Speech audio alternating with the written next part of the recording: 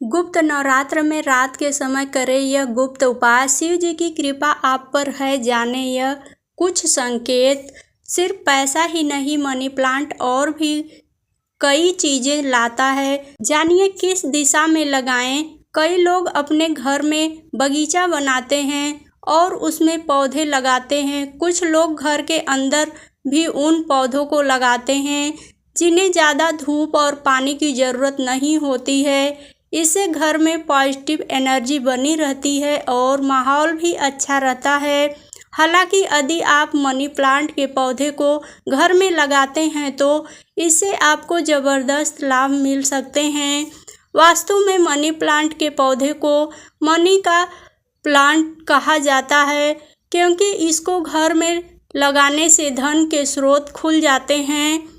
Money plant को यह नाम शायद इसलिए दिया गया है क्योंकि इसको लगाने से घर में धन और समृद्धि बढ़ती है। इसे धन के पौधे से जुड़ा हुआ माना जाता है। जमीन पर नहीं फैलनी चाहिए। मनी प्लांट के पौधे की बेल मतलब उसकी पत्तियां जमीन पर नहीं फैलनी चाहिए। इस चीज़ का ध्यान रखें। नेगेटिविटी दूर करता है यह मनी प्लांट का पौधा। न सिर्फ घर की नकारात्मक ऊर्जा को दूर करके सकारात्मक माहौल बनाने में मददगार होता है, बल्कि इस पौधे के लगे होने से परिवार के सदस्यों के बीच में संबंध भी मधुर बने रहते हैं। मनी प्लांट के पौधे को लगाने की सही दिशा दक्षिण पूर्व की दिशा है, जो माता लक्ष्मी और धन के देवता कुबेर की दिशा मानी जाती है। इस दिशा में यदि मनी प्लांट का पौधा लगाया जाए तो घर में धन की आवक बढ़ती है। परिवार के मुखियों के कमाई स्रोत खुलने लगते हैं। यदि आप कैरियर या नौकरी या बिजनेस में सफलता पाना चाहते हैं और काफ़ी मुश्किलों का सामना कर रहे हैं तो मनी प्लांट के पौधों को उत्तर की दिशा में रखें। इससे इन परेशानियों का हल निकलने लगता है। व्यक्ति को सफलताएं मिलने लगती है। इन बातों का रखें ध्यान। मनी प्लांट के पौधे के पत्ते कभी सूखे हुए या मुरझाए हुए नहीं होने चाहिए। यदि आपको ऐसे पत्ते दिखते हैं तो उसको तुरंत तोड़कर फेंक दें। दरअसल यह नकारात्मक ऊर्जा को आकर्षित करते हैं। इससे आपके परिवार और कैरियर पर नकारात्मक प्रभाव पड़ सकता है। मनी प्लांट के पौधे की बेल हमेशा ऐसे लगे कि वह ऊपर की तरफ बढ़ती रहे। इसे शुभ संकेत के रूप में देखा जाता है और ऐसा होने से व्यक्ति को तरक्की मिलती है। तुलसी पूजा में जरूर करें एक काम, प्रभु श्री हरि भी होंगे प्रसन्न। हिंदू धर्म में घरों में तुलसी का पौधा लगाना और नियमित रूप से इसकी पूजा अर्चना करना बहुत ही शुभ माना जाता है। तुलसी भगवान विष्णु को प्रिय मानी गई है। ऐसे में प्रतिदिन तुलसी पूजा करने से साधक को प्रभु हरि की कृपा की प्राप्ति हो सकती है। तुलसी पूजा के दौरान तुलसी माता की आरती व मंत्र का जप जरूर करना चाहिए ताकि आपको पूजा का पूरा फल प्राप्त हो सके। आप चाहें तो किसी किताब से या तो मोबाइल से भी उनके मंत्र का उच्चारण कर सकते हैं। आइए जानते हैं, जब मिलने लगे ये संकेत तो समझिए कि बनी हुई है भगवान शिव की कृपा। आज हम आपको कुछ ऐसे संकेतों के बारे में बताने जा रहे हैं जो आपको देखने में साधारण लग सकते हैं, लेकिन इसका बहुत ही खास अर्थ होता है। भगवान शिव से जुड़ी चीज़ें संकेत के रूप में दिखना आपके लिए एक बहुत ही खास संकेत हो सकता है जिसे बिल्कुल भी नज़रअंदाज नहीं करना चाहिए। चलिए जानते हैं इस बारे में। मिलते हैं एक खास संकेत। आइए जानते हैं कौन कौन से संकेत मिलते हैं। शिव पुराण में वर्णन मिलता है कि अगर किसी व्यक्ति को सुबह के समय डमरू की आवाज़ सुनाई देती है, या तो यह शिव की कृपा का संकेत हो सकता है।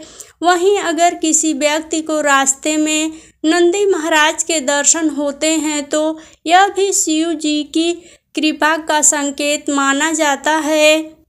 जब आए ऐसे सपने, अगर किसी व्यक्ति को सपने में भगवान शिव के प्रसन्न मुद्रा में या फिर मुस्कुराते हुए दिखाई देते हैं तो इसे एक बहुत ही शुभ संकेत माना जाता है।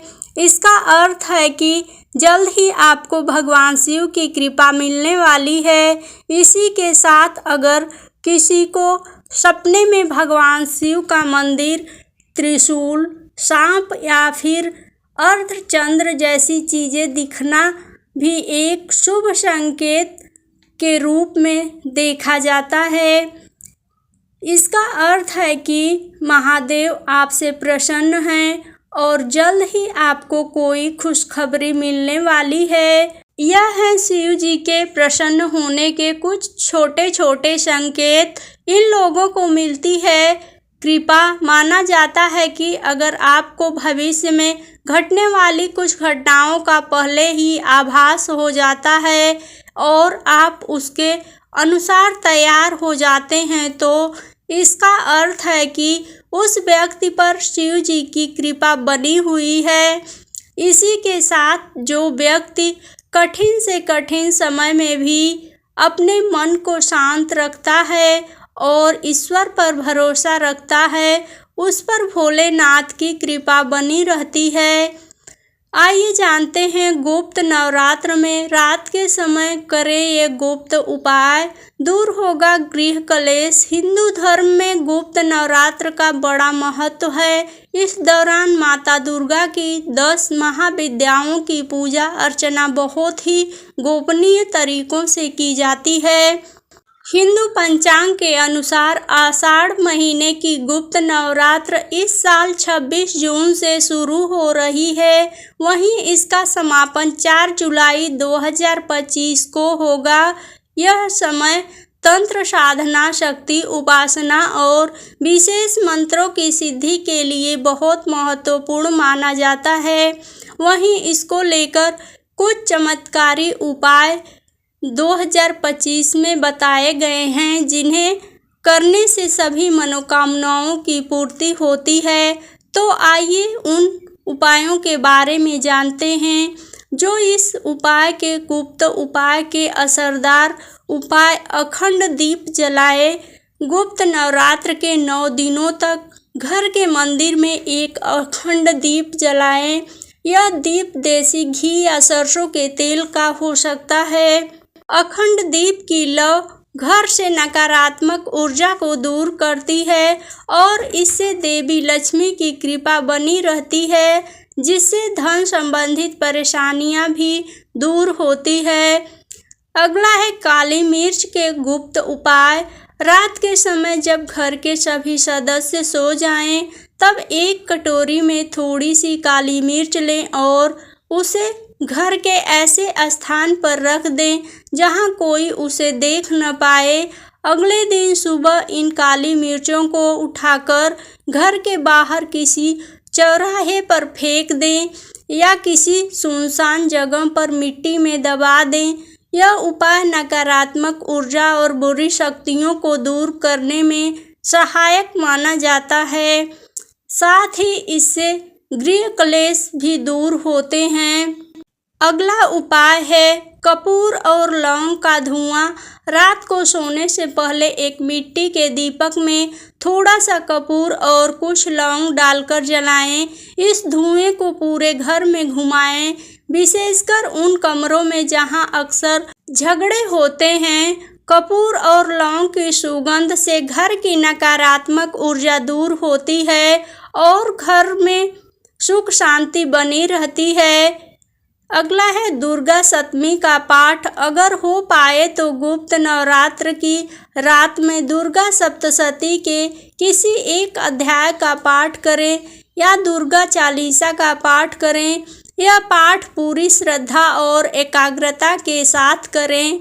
माना जाता है कि इस पाठ से देवी दुर्गा खुश होती हैं और जीवन की सभी बाधाओं को हर लेती हैं।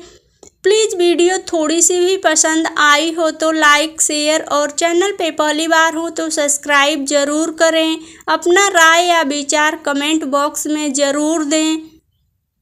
वीडियो देखने के लिए आपका बहुत बहुत धन्यवाद।